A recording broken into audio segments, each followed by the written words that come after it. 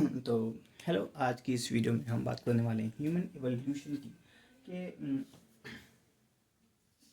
कैसे जो है इनके जो ह्यूमन है वो एप से यानी एक बंदर बंदर से जो है वो इंसान बना, एक मॉडर्न मैन बना और आज इतना एडवांस हो गया है। कैसे कैसे हुआ ये चीज़ें कैसे हुई, तो उसी का सीक्वेंस जानेंगे। और जानेंगे तो कोई भी चीज़ होती है वो इतनी फास्ट नहीं होती, कोई बड़ी चीज़ होनी होती है तो इतनी फास्ट नहीं होती। The evolutions take time. Evolution is a very slow process in which it take a lot of time. ठीक है, तो ऐसे ही इसके अंदर हुआ, बहुत ही लाखों साल लग गए हमें इवॉल्व होने में और एक बंदर से और एक इंसान बनने में। ठीक है, तो ये एक ऐसी चीज़ें हैं। ठीक है, सबसे पहले जो आते थे हमारे, सबसे पहले जो पूर्वज थे वो थे हमारे ड्रायोपिथिकस। उसके बाद आए रामापिथिकस, उसके बाद आए कीनियापिथिकस, और उसके बाद आए कीनियापिथिकस के बाद ऑस्ट्रेलोपिथिकस एंड होमो, और होमो हैबिलस, फिर होमो नहीं इरेक्टस, होमो के बाद इरेक्टस के बाद आए होमो सेपियंस। होमो सेपियंस के अंदर फिर तीन सब categories I, homo sapien Neanderthal, homo sapiens Cro-Magnon and homo sapien sapien. ठीक है, तो ये हो गया सीक्वेंस। सीक्वेंस को याद करना एक अपने आप में एक बहुत बड़ा चैलेंज बन जाता है कि हम इसको याद करें तो करें कैसे। ठीक है, तो उसको याद करने की ट्रिक है एक कि दशरथ जी थे, दशरथ दशरथ जी के जो बेटे थे वो थे राम जी। ठीक है, ठीक है, तो दशरथ जी के बेटे थे, दशरथ जी के बेटे थे राम जी। उनके बेटे थे कुश, और अयोध्या उनका अयोध्या उनका क्या था, होम था। ठीक है, और जैसे कि यहाँ पर ह्यूमन एवोल्यूशन कंप्लीट हो गया है, और कंप्लीट होने के बाद किसी वजह से कि आपने कभी टोल फ्री नंबर पर कस्टमर केयर पर कॉल किया होगा, तो वहाँ पे आपको कहते हैं कि आपका जो फ़ोन नंबर है या फिर पिन कोड है जो भी है, उसे डालने के बाद एक हैश की लगाएं। हैश की होती क्या है, आपने फ़ोन के अंदर ये देखा होगा, हैशटैग वाली, इसे हैश की कहते हैं। ठीक है, तो हमने हमारा ये ह्यूमन एवोल्यूशन कंप्लीट हो गया, अब हम लगा देंगे हैश। ठीक है, जैसे कि हमने लगा दिया यहाँ पर हैश। ठीक है, तो ये हो गया। ठीक है, तो ये आपकी याद करने की ट्रिक हो गई, सीक्वेंस को कैसे आपको ध्यान रखना है उसकी ट्रिक यहाँ पर हो गई। ठीक है, तो दशरथ जी के बेटे राम जी, राम जी के बेटे कुछ जी की, और अयोध्या जो था उनका होम था। उसके बाद हमने लगा दिया हैश यानी HES, और इसके बाद भी हम सेपियंस के अंदर तीन चीज़ें पढ़ते हैं, निएंडरथल, क्रो-मैग्नन एंड सेपियंस। ठीक है, तो इसको याद करने की ट्रिक काफ़ी ही ईजी है। ठीक है, दशरथ जी के बेटे राम जी, तो आपने रामायण तो पढ़ी ही होगी ना, रामायण में कैसे थे कि दशरथ जी थे, उनके बेटे राम जी थे, उनके बेटे कुश जी थे, अयोध्या उनका होम, अयोध्या क्या था, उनका होम था। और उसके बाद हमने लगा दिया हैश, यानी कोई भी चीज़ कंप्लीट हो जाती है तो हम उसके बाद लगा देते हैं हैश यानी HES। ठीक, तो सिमिलरली यहाँ पर चीज़ें हैं इसकी, दशरथ जी के बेटे राम डायोपेथिकस, फिर राम जी रामापेथिकस, फिर कुश से कीनियापेथिकस एंड अयोध्या say Australopithecus, and now there is a home and Homo habilis H and Erectus and Sapiens। ठीक है, ठीक है, सीक्वेंस मैंने समझा दिया, सीक्वेंस मैंने याद करा दिया। नाउ हम बात करते हैं उनकी टाइम इंटरवल के बारे में कि वो कब से कब तक यहाँ पर प्रेजेंट थे। टाइम इंटरवल मतलब होता है कि जैसे कि मान लो अगर मैं कब से इस अर्थ पर प्रेजेंट हूँ, मान लो मेरी DOB है 2000, तो मैं 2000 से और 2000 अब तक यहाँ प्रेजेंट हूँ, अब तक। ठीक है, तो 2000 से लेके अब तक यहाँ प्रेजेंट हूँ।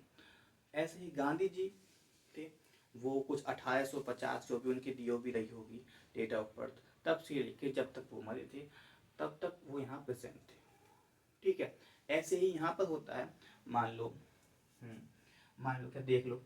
ठीक है, सेपियंस जो हैं वो अब से लेके यानी मॉडर्न मैन जो है यानी होमो, और सेपियंस सेपियंस मॉडर्न मैन अब तक अभी भी प्रेजेंट है, तो अब से लेके 10,000 साल पहले से यहाँ प्रेजेंट है। ठीक है, तो जो मॉडर्न मैन है वो इस अर्थ पर 10,000 साल पहले से अब तक प्रेजेंट है। ऐसे ही जो क्रो-मैगन थे वो यहाँ 40,000 से और 40,000 से 10,000 साल पहले तक यहाँ प्रेजेंट थे। नियंडरथल जो हैं वो 1 लाख साल पहले से 40 लाख साल पहले तक यहाँ प्रेजेंट थे। ठीक है, ऐसी बात करते हैं हम इरेक्टस की। इरेक्टस जो हैं वो 1 लाख साल पहले से 1 मिलियन ईयर एगो के बीच में यहाँ प्रेजेंट थे। अब ये जो समय होता है ये बहुत बड़ा होता है। यहाँ आप 1 लाख साल पहले 100 के विच मीन्स 1 लाख है ना, एंड 1 मिलियन मतलब क्या होता है 10 लाख। 10 लाख और 1 लाख साल के बीच में कितना समय बीत गया, 9 लाख साल बीत गए। और इस समय में इन्होंने सबसे ज़्यादा ये इवॉल्व किए। फायर इन्होंने इन्वेंट की, इरेक्ट सीधे खड़े होकर चलना ये इन्होंने इन्वेंट किया। इन्होंने टूल बनाए और इन्होंने हंटिंग इन्वेंट की और बदल बहुत सारी चीज़ें इन्होंने इन्वेंट की। और सबसे ज़्यादा इवॉल्व जो हुए हैं वो इरेक्टस ही हुए हैं, कारण क्योंकि उनको टाइम बहुत मिला है। ठीक है, हैबिलस जो है वो 1 मिलियन ईयर एगो से पहले 1 million year ago to 1.5 million year ago तक यहाँ प्रेजेंट थे।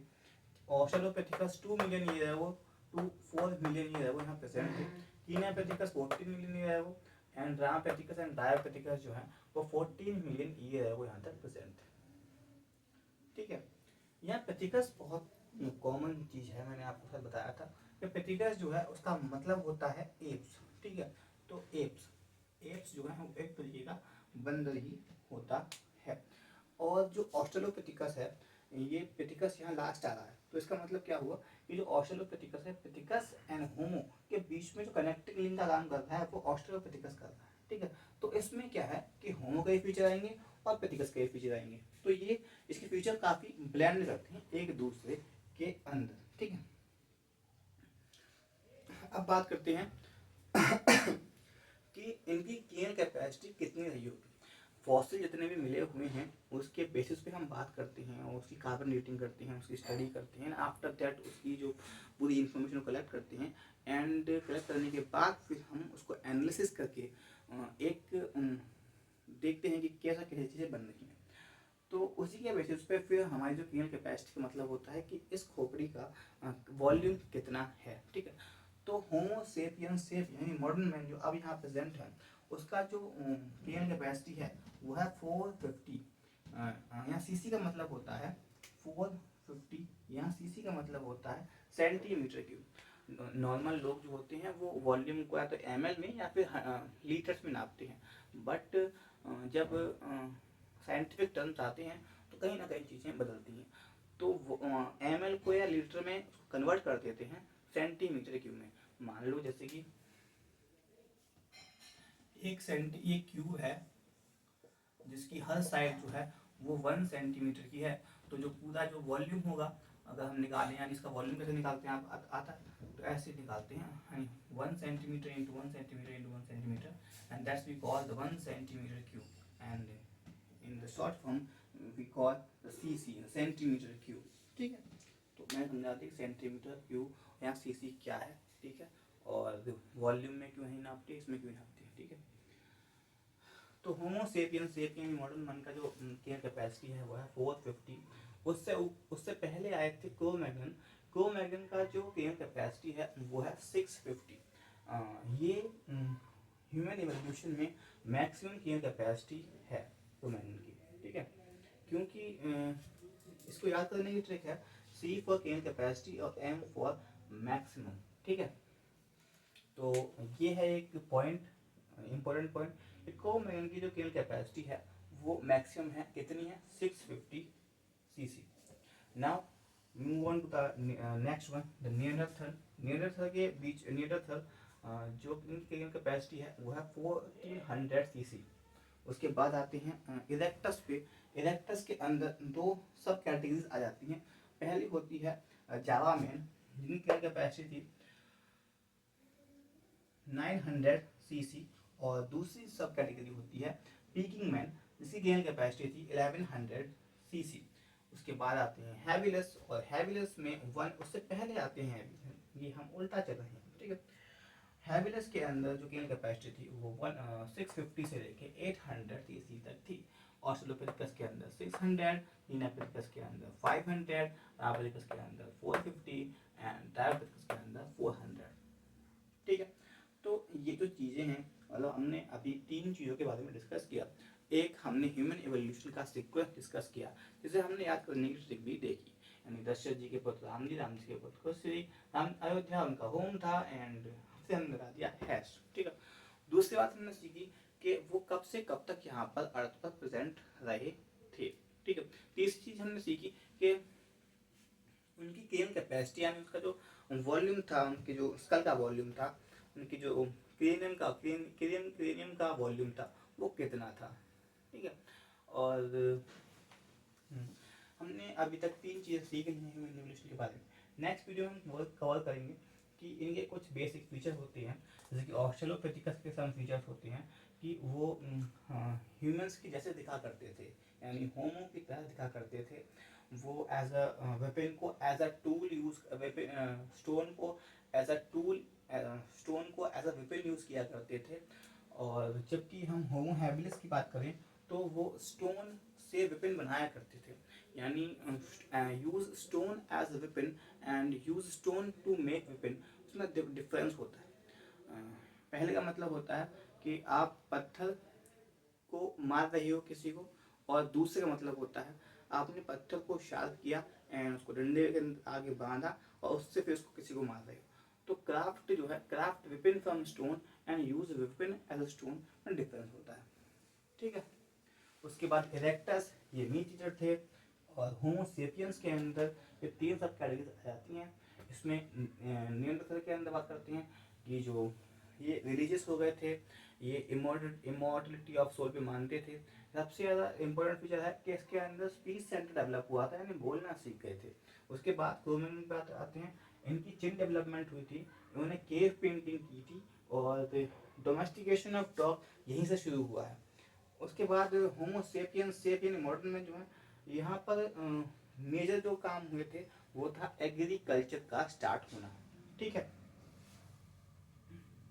तो आई होप दैट मैंने आपको सारी चीज़ें एक्सप्लेन कर दी होंगी ह्यूमन एवोल्यूशन से लेके।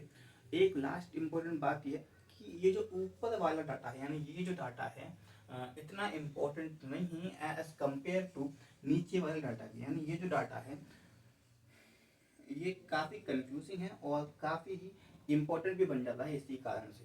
ठीक है, ऊपर वाला डाटा हो वो इतना कंफ्यूजिंग भी नहीं है, इतना एक्यूरेट भी नहीं है, but this one is too much accurate and too much important according to the point of view of exam.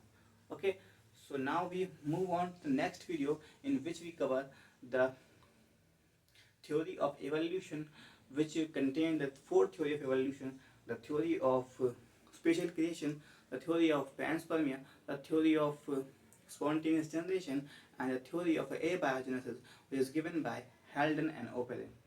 So मिलते हैं अगली वीडियो में।